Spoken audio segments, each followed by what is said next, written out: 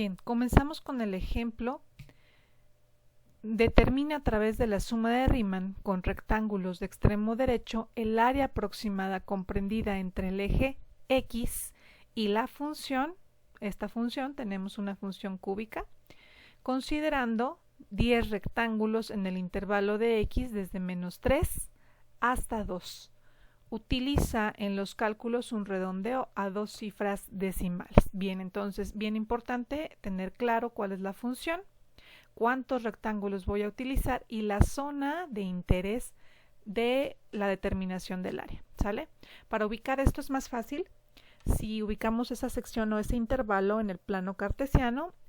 Viene siendo, considerando mi eje X desde el valor -3 hasta el 2. Generalmente se debe acomodar siempre el intervalo anotando el extremo que está más a la izquierda como primer valor y el extremo que está a la derecha como segundo valor.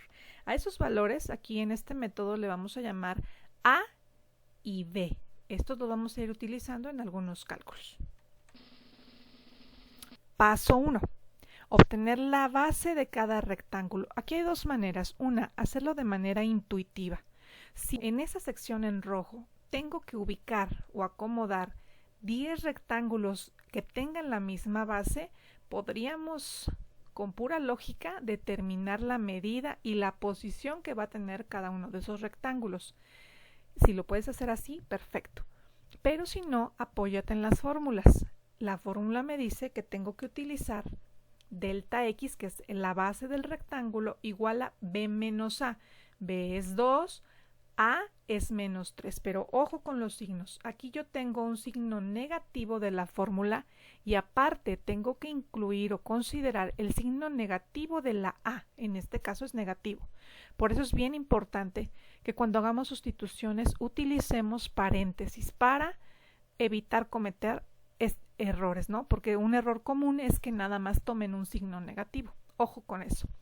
Y finalmente está dividido entre 10 porque n viene siendo la cantidad de rectángulos que voy a utilizar y me indicaron que eran 10. Haciendo esta operación, pues obviamente aquí tenemos que multiplicar menos por menos y nos va a quedar más. Realizamos nuestra suma y tenemos 5 entre 10, que es 0.5.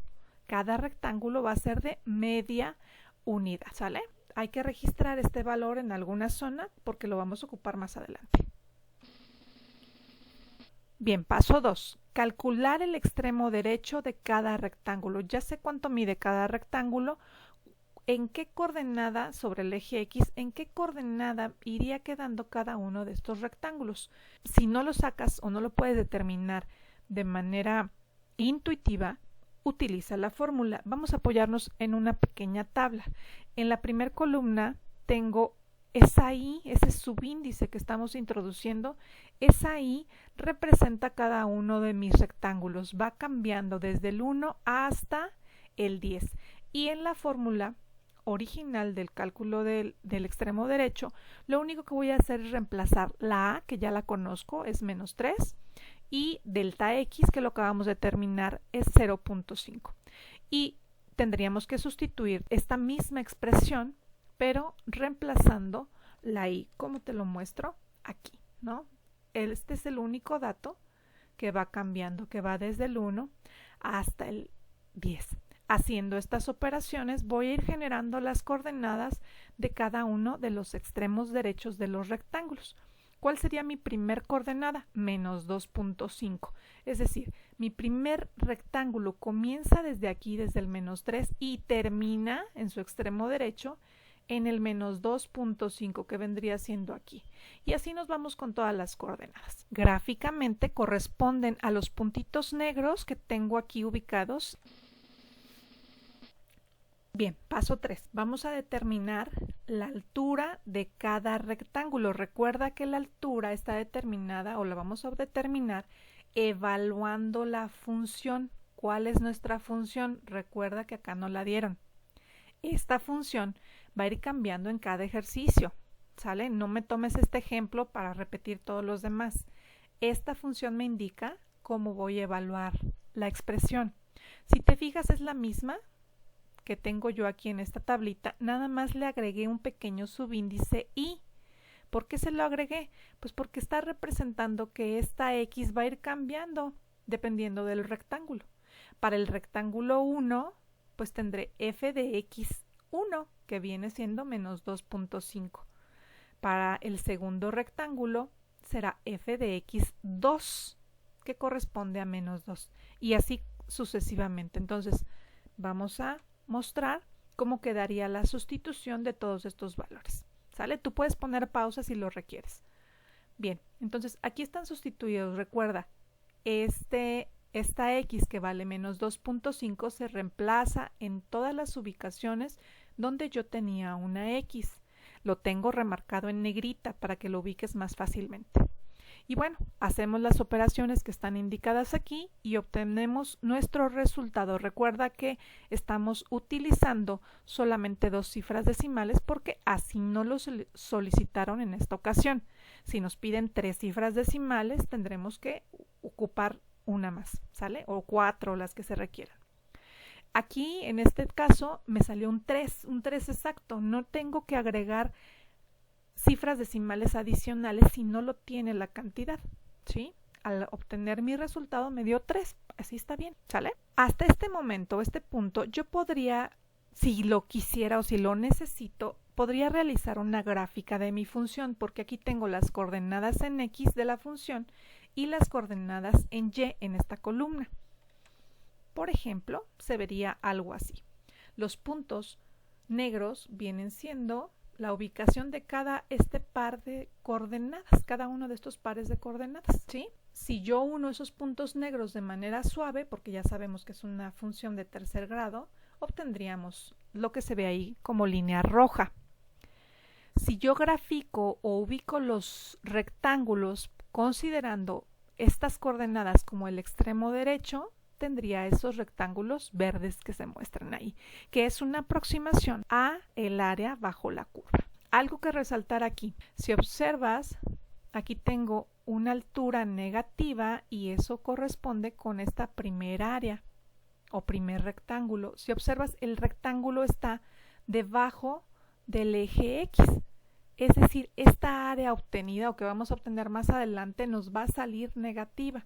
Todas las áreas que están por arriba del eje X, este es mi eje X, todas las áreas que están por arriba del eje X deben darnos como resultado área positiva y las áreas que están por debajo de ese eje X tendrían que ser negativas. Lo comprobaremos más adelante.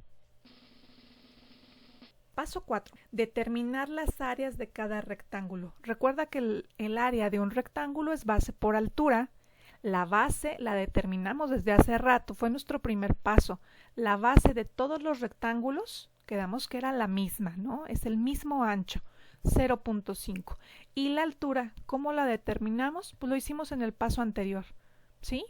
El paso 3. Entonces, lo que vamos a hacer en este paso va a ser multiplicar los resultados que obtuvimos en esta columna por el punto 5.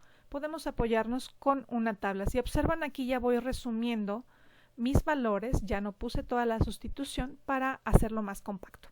Bien, entonces el área del rectángulo base por altura, pero vamos a ir sustituyendo los valores correspondientes. El área del rectángulo 1 es lo que me indica ese subíndice. El área del rectángulo 1 es igual a su base, que es 0.5 para todos los rectángulos, por menos 0.31. ¿De dónde lo tomé? Otra vez lo menciono, de la función evaluada anteriormente. Y cada uno de estos valores va a ir cambiando para cada rectángulo. Recuerda aquí, las bases de los rectángulos son iguales para todos los casos, pero las alturas van a ir cambiando, dependiendo de la función. Paso 5. Si ya tenemos las áreas de todos estos 10 rectángulos, ¿qué es lo único que hace falta? Sumar las áreas de todos esos rectángulos, es decir, sumar todos estos resultados para obtener el área total. Ojo, ¿qué significa esta formulita? Esta fórmula en negrita viene siendo el resumen o la forma resumida de expresar nuestro procedimiento y representa la suma de Riemann. ¿Qué me dice esto?